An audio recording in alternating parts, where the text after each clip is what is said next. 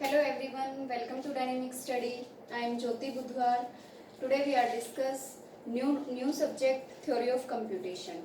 आज हम यूनिट 8 शुरू करने वाले हैं जिसका नाम है थ्योरी ऑफ कंप्यूटेशन। इस यूनिट से हमारे यूजीसी नेट एग्जाम में 6 to 7 क्वेश्चंस की वेटेज है। गेट के लिए भी ये सब्जेक्ट बहुत ही बेनिफिशियल है और जो कोई भी हम कम्पिटिटिव एग्ज़ाम देते हैं लाइक पीएचडी के एंट्रेंस के लिए या कोई भी टिफर हुआ, अलग अलग जेस्ट हुआ, जो भी एग्जाम है उनमें हमारे टीओसी थ्योरी ऑफ कंप्यूटेशन से अच्छे खासे क्वेश्चंस पूछे जाते हैं। ठीक है, shall we start. So what is theory of computation? Theory of computation का मेन मोटिव तो ये था कि हम इस सब्जेक्ट को क्यों स्टडी करते हैं कोई भी एग्जाम क्रैक करने के लिए। उसके बाद जो उसकी एप्लीकेशंस हैं, उसकी एप्लीकेशन क्या है, नेचुरल लैंग्वेज को प्रोसेस करता है और नेचुरल लैंग्वेज फॉर्मल लैंग्वेज भी हो सकती है, पैटर्न को रिकॉग्नाइज कर सकता है और भी बहुत सारी एप्लीकेशंस हैं कंप्यूटर से रिलेटेड जो कि थ्योरी ऑफ कंप्यूटेशन करता है। सो हियर कंप्यूटेशन का मतलब क्या है? कंप्यूटेशन का मतलब है कि किसी आउटपुट को, किसी इनपुट को कंप्यूट करना किसी मशीन पे। तो वो मशीन हम जो यूज़ करते हैं वो मशीन क्या होती है? हमारी ऑटोमेटा। जिस ऑटोमेटा पे हम अपनी इनपुट को कंप्यूट करते हैं किसी थ्योरी को, उसको हम बोलते हैं ऑटोमेटा। तो ऑटोमेटा क्या है? Automata is a computational model, it can compute something and process something. Automata एक ऐसी मशीन है, कंप्यूटेशनल मॉडल है जो कि कंप्यूट करता है और प्रोसेस करता है। वो एक इनपुट लेता है और हमें एज एन आउटपुट देता है। इनपुट में वो क्या लेगा? इनपुट में वो स्ट्रिंग लेता है और आउटपुट में भी हमें स्ट्रिंग ही जनरेट करके देता है।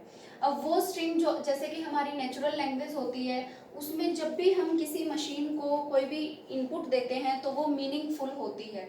बट जो हमारा ऑटोमेटा है वो हमारी मीनिंगफुल और मीनिंगलेस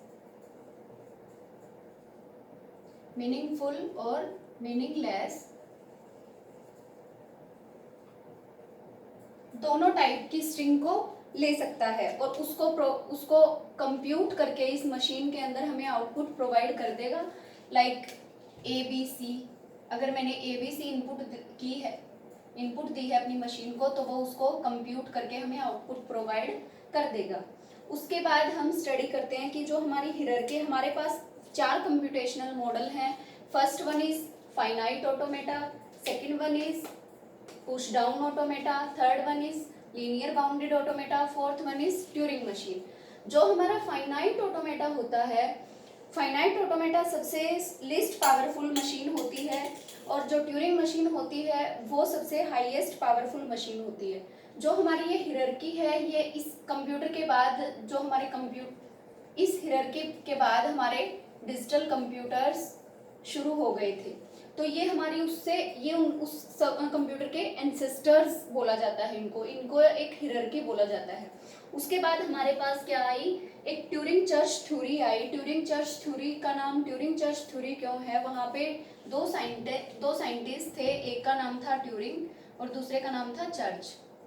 उस बेस पे उसका नाम ट्यूरिंग चर्च थ्योरी रखा गया।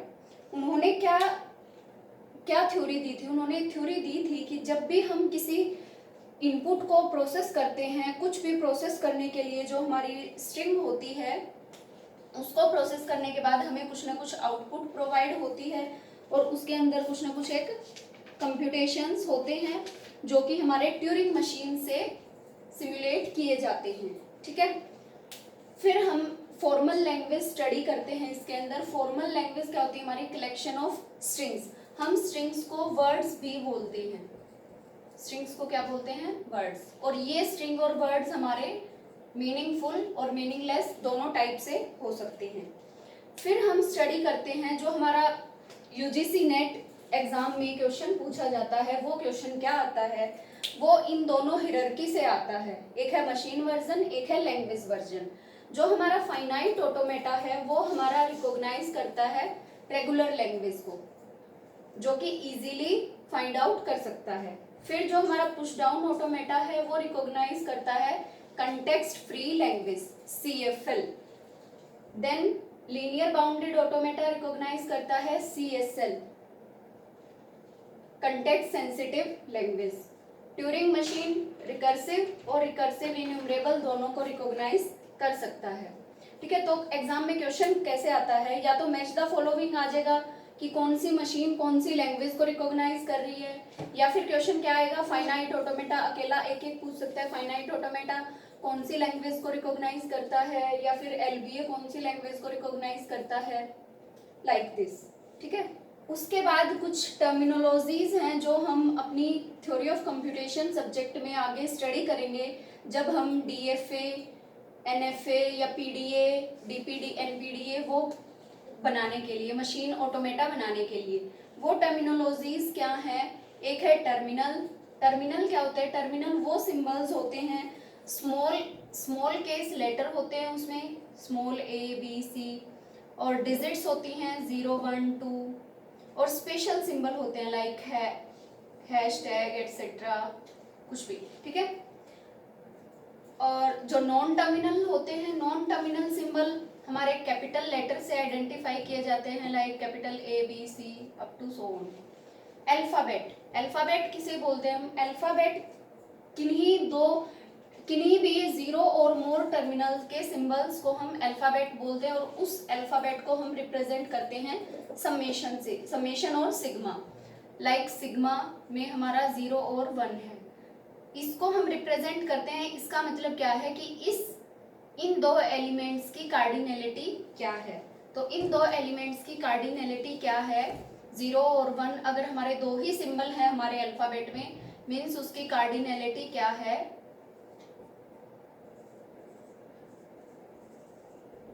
कार्डिनलिटी क्या है उसकी 2। ठीक है, फिर आती है हमारी स्ट्रिंग। स्ट्रिंग को हम जो हमारी नंबर ऑफ डिफरेंट सिंबल्स हैं उसको हम समेशन के अंदर, जो भी हमारी अल्फाबेट के अंदर जितने भी सिंबल्स दिए हुए होते हैं उनसे हम एक स्ट्रिंग जनरेट कर सकते हैं। वो कलेक्शन ऑफ सिंबल्स एक फाइनाइट सीक्वेंस होनी चाहिए जो कि हम अल्फाबेट से फाइंड आउट कर सकते हैं, लाइक 0 1 1 2 ये हमारी एक स्ट्रिंग होगी, 1 1 1 ये एक और स्ट्रिंग होगी, 0 0 0। तो इनको यूज करके, इन सिंबल्स को यूज करके जो अल्फाबेट में गिवन होते हैं उनसे हम कोई फाइनाइट सीक्वेंस जनरेट कर सके, वो हमारी होती है स्ट्रिंग। उससे आगे अगर हम बात करना चाहें तो हम एक क्वेश्चन सॉल्व करके देखते हैं। आई थिंक यहाँ तक सभी को क्लियर हो गया होगा। अगर कोई डाउट है तो आप कमेंट करके पूछ सकते हैं।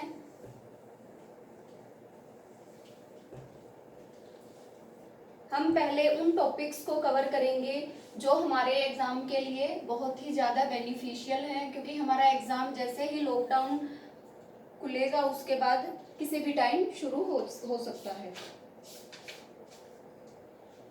एक हमारे लिए क्वेश्चन क्या आता है, हमसे हियरार्की पूछी जाती है, like recurs regular language is a subset of CFL, is a subset of CSL, is a subset of recursive, is a subset of recursive enumerable। इस हियरार्की का मीनिंग क्या है, जो हमारे पास जो हमारी लैंग्वेज वर्जन था उसमें हमारी रेगुलर लैंग्वेज सबसे नीचे थी, फिर थी हमारी CFL, देन CSL, और उसके बाद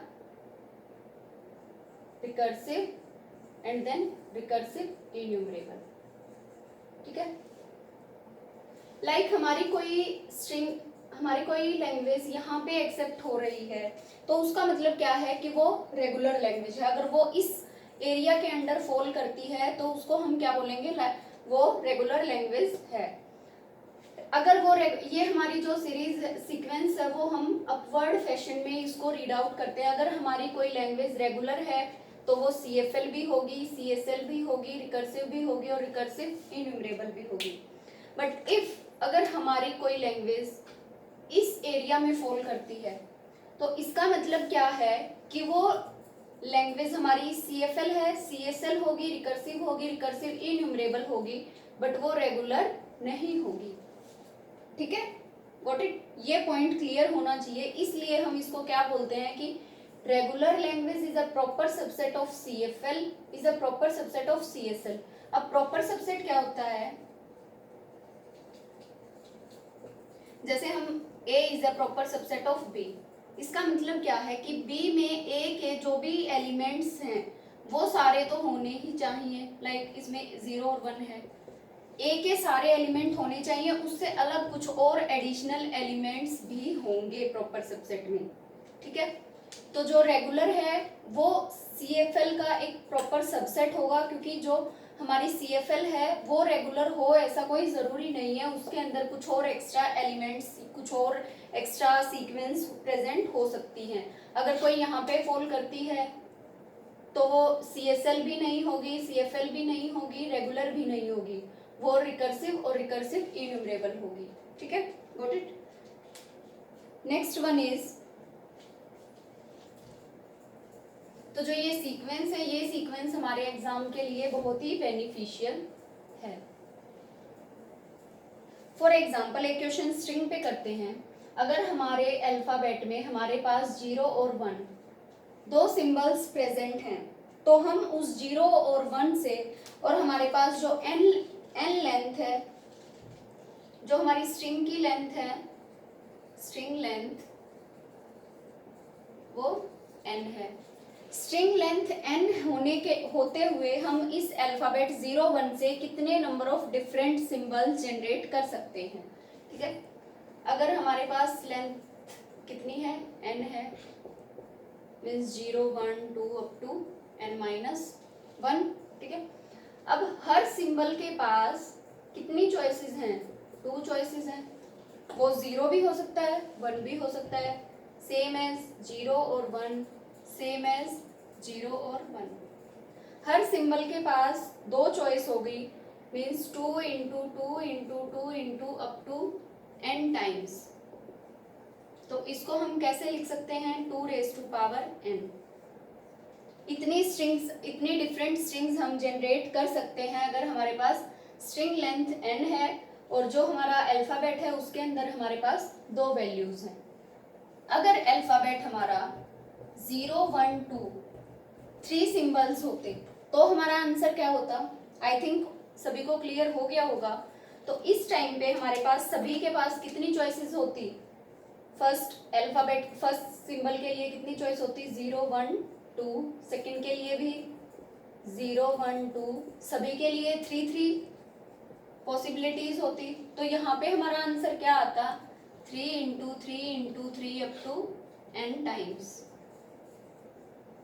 3 raise to power n। Means जितने हमारे अल्फाबेट में सिंबल्स प्रेजेंट होंगे उसकी पावर n हमारी हम डिफरेंट अलग अलग स्ट्रिंग्स जनरेट कर सकते हैं। वीडियो कैसी लगी गाइस, कमेंट करके ज़रूर बताना। इसके बाद हम इसके फर्दर पार्ट्स को लेकर आएंगे। अब हम आगे थ्योरी ऑफ कंप्यूटेशन सब्जेक्ट को कवर करेंगे।